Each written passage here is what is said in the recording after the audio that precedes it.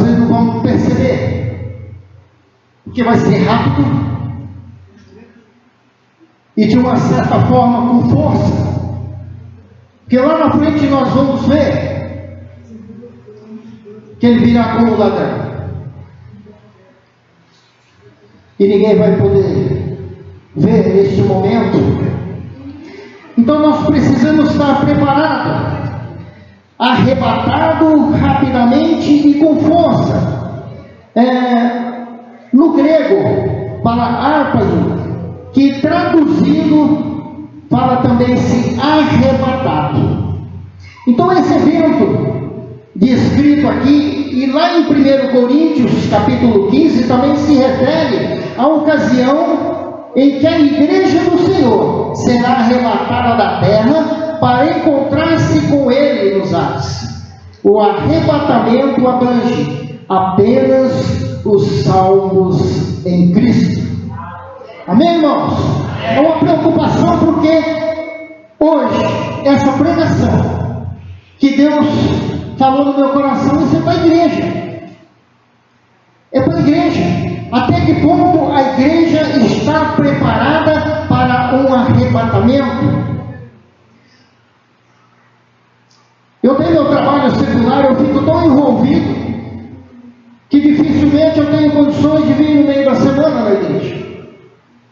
Isso é uma grande preocupação. Quantos outros não acontecem da mesma forma?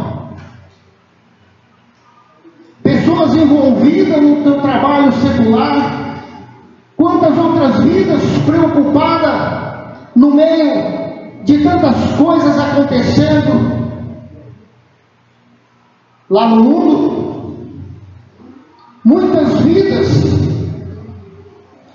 que ela vem para a igreja, ela tem um momento especial no louvor, na palavra, só que quando ela sai lá fora, ela passa a viver as coisas do mundo novamente. Ela não consegue manter uma espiritualidade suficiente para se garantir no arrebatamento. Por quê? Porque apenas os salvos em Cristo. E muitas vezes nós achamos que estamos salvos porque nós viemos ao domingo à igreja.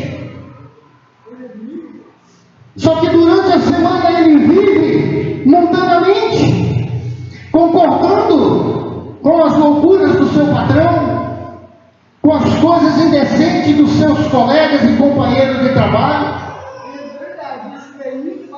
Irmão, tudo isso é muito perigoso. Primeiro ponto: antes do arrebatamento, ao descer Cristo do céu para buscar a sua igreja, ocorrerá a ressurreição dos que morreram em Cristo, que está no versículo 16. Não se trata da mesma ressurreição referida em Apocalipse, capítulo 20, versículo 4, a qual somente ocorrerá depois de Cristo voltar à terra e julgar os ímpios e prender Satanás, que isso está em Apocalipse 19, 11 e 20, versículo 3. A ressurreição de Apocalipse 20, versículo 4, tem a ver com os mártires da tribulação e possivelmente com os santos do Antigo Testamento.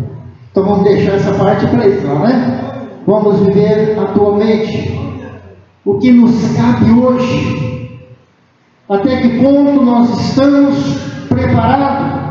Segundo ponto: ao mesmo tempo que ocorrerá a ressurreição dos mortos em Cristo, os crentes vivos serão transformados, seus corpos se revestirão de imortalidade. 1 Coríntios 15.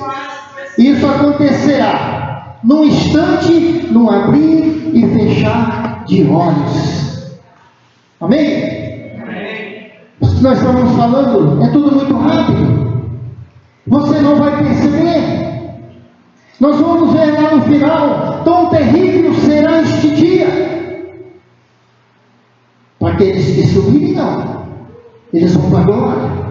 Mas para aqueles que ficarem, tão terrível será este dia. Um pequeno exemplo: se estiver uma mulher grávida, seu filho subirá, e se ela não estiver em Cristo Jesus preparada, ela fica. Você imaginou uma mulher grávida e perceber que já não tem mais essa criança? A Bíblia fala que tão terrível será este dia.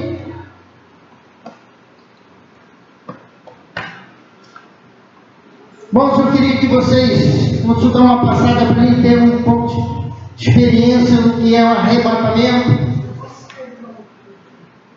para nós podermos analisar um pouco. Terceiro, tanto os crentes ressurretos como os que acabaram de ser transformados serão arrebatados juntamente para encontrar-se com Cristo nos ares, ou seja, na atmosfera entre o céu e a terra.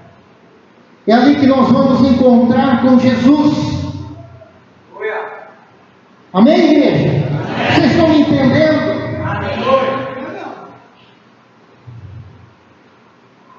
Nós precisamos todos os dias estar lendo a palavra de Deus, e Deus, Ele vai revelando para nós aquilo que nós precisamos mudar no nosso comportamento, para nós estarmos mais perto de Cristo, para nós termos a certeza que se Cristo vir, nós vamos estar subindo com Ele na glória. Quarto ponto: estarão literalmente unidos com Cristo, como está no versículo que nós lemos, 16 e 17, levados para a casa do Pai no céu. Lá em João diz: eu irei preparar lugares, moradas para cada um. Isso é uma promessa de Deus para nossas vidas. Quantas vezes você tem orado e dito: Pai, prepara este lugar para mim, que eu quero subir. E as suas atitudes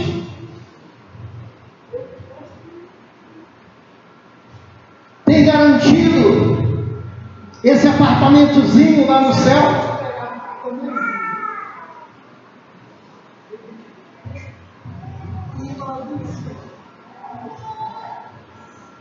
Quinto ponto: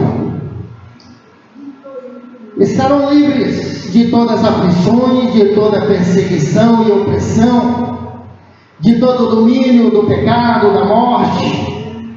O arrebatamento o livra da ira futura, ou seja, da grande tribulação. Não sei até que ponto que você tem conhecimento, mas será tão terrível os dias de tribulação. Depois do arrebatamento virá o dia do Senhor, um tempo de sofrimento. A ira sobre os ímpios, a ira sobre aqueles que ficarem, que não foram arrebatados.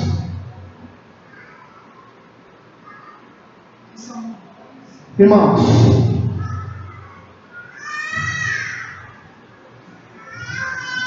a cada dia, a Bíblia diz que nós temos que orar sem cessar, buscar a presença de Deus. É porque Deus, Ele quer que todos estejam participando desse evento maravilhoso que é a vida do Senhor. Amém? Amém. Ele não quer que nenhum da igreja fique. Você é um escolhido de Deus, você é um separado de Deus. Ele quer que você permaneça na presença dEle, para que você possa participar desse evento maravilhoso. Nós temos alguns exemplos. Quando eu falei isso, uma palavra para a igreja, não para aqueles que estão no mundo. É uma palavra para a igreja, uma preocupação daqueles que eu acredito que estão lutando, estão buscando permanecer nos caminhos do Senhor. Mas há sempre um momento de alerta para que nós estamos ainda, mais atentos a cada dia, para nós não deixarmos qualquer vento contrário nos tirarmos. Nós temos uma passagem, irmãos, que muitos poucos irmãos ele tem parado para analisar. Diante de tantas coisas que nós vemos, de atitude de irmãos, ele não parou para analisar um fato muito sério e que nós somos, que Deus nos escolheu. 1 Coríntios, capítulo 3, no versículo 16, diz assim, quero que você preste atenção: não sabeis vós que sois o templo de Deus e que o Espírito de Deus habita em vós? Quantos aqui conhecem esse versículo? Está bem pouca gente. Poucos levantou. Você não tem obrigação de levantar a mão, tá? A mão. Mas, irmãos, nós muitas vezes nós não agimos como o templo do Espírito Santo. E o Espírito Santo se entristece, por quê? Porque ele quer morar na sua habitação. Você tem seu apartamento, você tem sua casa, você chega na sua casa, você é amparado, você dorme tranquilamente, ali você não toma chuva, não toma sol, você usa verdadeiramente a sua casa, não é verdade? Para N coisas. E eu vou dizer para você, o Espírito Santo quer habitar na casa dele também. Amém? Ele quer habitar na casa dele. E se você não sabe, eu acabei de ler, e aqui não é a palavra do homem, é a palavra de Deus. Vós sabeis que sois o templo de Deus, que o Espírito de Deus habita em vós. Até que ponto você tem deixado o Espírito Santo de Deus habitar em você? E eu vou dizer mais uma coisa. Nós falamos em arrebatamento. Quando a igreja for arrebatada, o Espírito de Deus também vai subir. E se Ele estiver morando aqui nesta habitação, se Ele estiver morando nesta habitação, nós vamos subir, porque Ele vai nos levar. Mas se nesse momento você não deixar, você não permitir que o Espírito Santo de Deus habite em você, que é morada dele, você vai ficar. Até que ponto que o Espírito Santo de Deus tem habitado em você? E vou dizer mais no versículo 17: e se alguém destruir o templo de Deus, Deus o destruirá. Por quê? O templo de Deus, que sois vós, é santo. Amém? Eu e você, nós devemos ser santos, porque a habitação do Espírito Santo, o Espírito Santo, ele não habita em templo impuro. Se você não estiver puro, andando na vontade de Deus, não tem como o Espírito Santo habitar em você. Amém? Irmãos, é uma vontade de Deus. Deus nos escolheu para isso. Então acho que vale a pena nós esforçarmos um pouquinho, amém? Porque você imagina você ser arrebatado, você subir com Deus. Irmão, vai ser 7 anos de festa, que é as bodas do Cordeiro. A festa, o encontro da noiva com o noivo, o casamento do noivo com a noiva. Enquanto vai ter a tribulação aqui na terra, aqueles que subirem, vai estar em festa todo esse tempo. Amém? Você quer participar? Amém? Irmãos, nós precisamos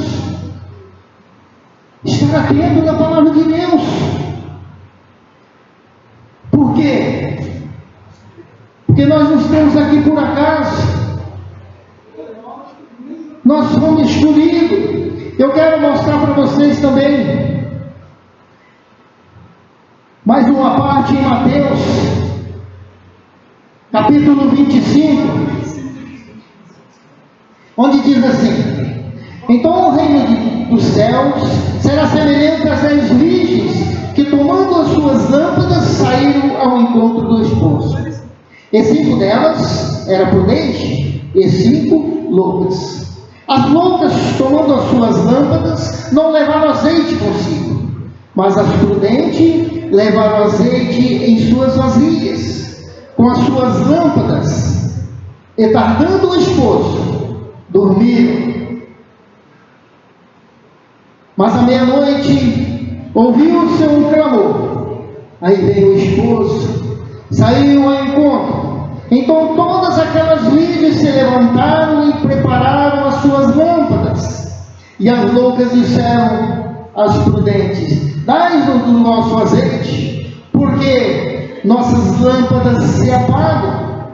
Mas as prudentes responderam, dizendo: não seja caso que nos falte-nos e a vós, ide antes aos que vendem e comprai o para vós. E tendo elas ido comprar, chegou o esposo, e as que estavam preparadas entraram com ele para as bodas, e fechou-se a porta. E depois chegaram também as outras virgens, dizendo: Senhor, Senhor, abre a porta.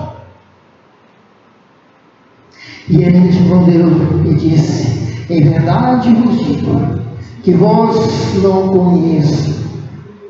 Vigiai, pois, porque não sabeis o dia nem a hora em que o Filho do Homem há de vir. Vigiai, vigiai, irmãos.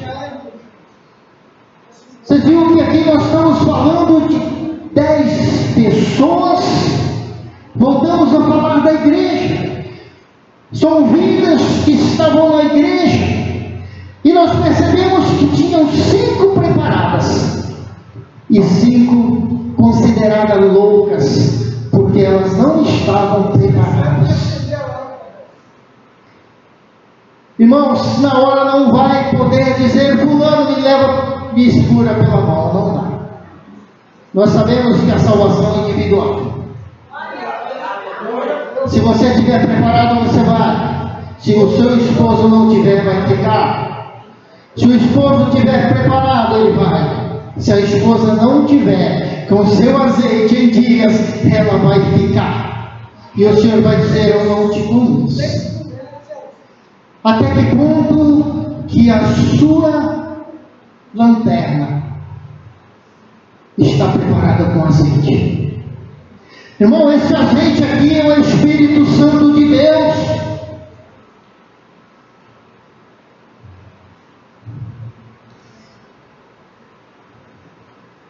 Quanta gente tem se preparado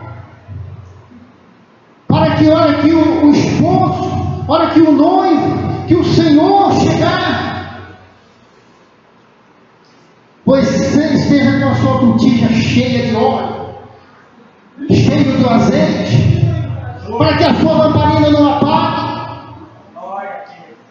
Se nós fazermos uma comparação aqui, 50% ficou.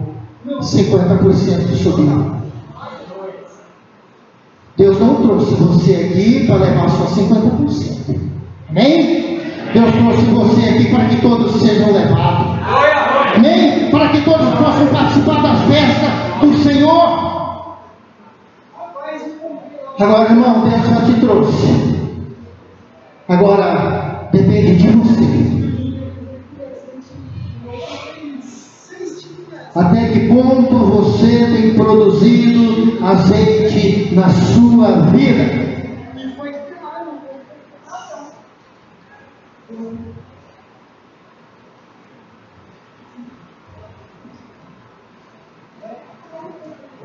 Aleluia, Jesus.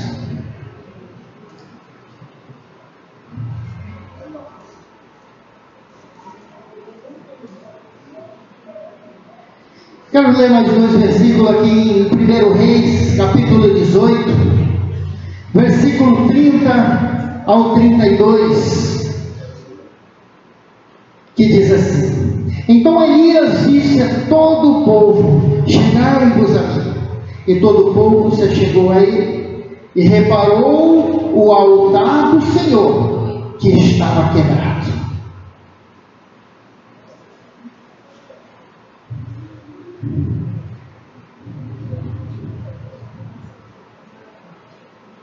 Irmãos, quantas vezes você reparou o altar do seu coração? Para nós chegarmos a Deus, Elias, quando ele falou: agora é minha vez, estava diante de 450 profetas, tudo contra ele, uma multidão de pessoas. E ele, para chegar até Deus, ele reparou o altar que estava desfeito. Quantos aqui nesta noite precisa reparar o altar? Amém? Quantas vidas? No versículo 31 fala: E Elias tomou 12 pedras, conforme o número das tribos dos filhos de Jacó, ao qual veio a palavra do Senhor, dizendo: Israel será o teu nome. E com aquelas pedras edificou um altar em nome do Senhor. Amém? Irmãos, nós precisamos diariamente refazer o altar do nosso coração, catar as pedras que estão soltas e refazer a nossa vida, para nós não sairmos da presença de Deus. Porque quando nós fazemos isso, o Senhor responde. Amém? Amém. O Senhor responde, porque Deus é fiel.